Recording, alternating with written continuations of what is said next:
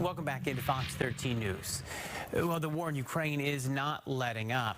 Today, President Trump held separate phone calls with Presidents Vladimir Putin and Volodymyr Zelenskyy. Rebecca Castor has the latest on peace negotiations. Following a 2-hour phone call with Russia's Vladimir Putin Monday, President Donald Trump says Russia and Ukraine will immediately start ceasefire negotiations. I think some progress has been made. It's a terrible situation going on over there. 5,000 young people every single week are being killed.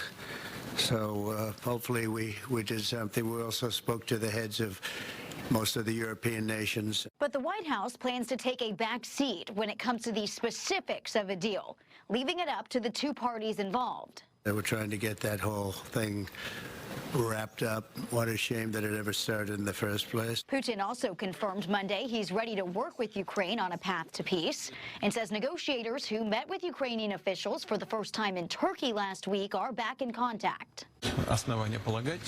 This gives grounds to believe that we are generally on the right track. I would like to emphasize once again that the conversation was very constructive and I rate it highly. But Putin's conditions for a ceasefire up to this point have been impossible for Ukrainian President Volodymyr Zelenskyy to agree to, such as recognizing Crimea as Russian territory.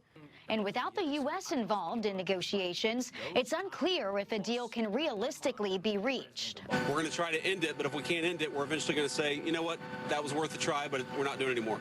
The new American Pope has offered Russia and Ukraine to hold direct peace talks at the Vatican, an idea Trump supports. The president also says he's willing to do large-scale trade with Russia once the, quote, bloodbath is over. In Washington, Rebecca Castor, Fox News. Well, the National Transportation Safety Board is investigating how a Mexican Navy ship hit the Brooklyn Bridge over the weekend.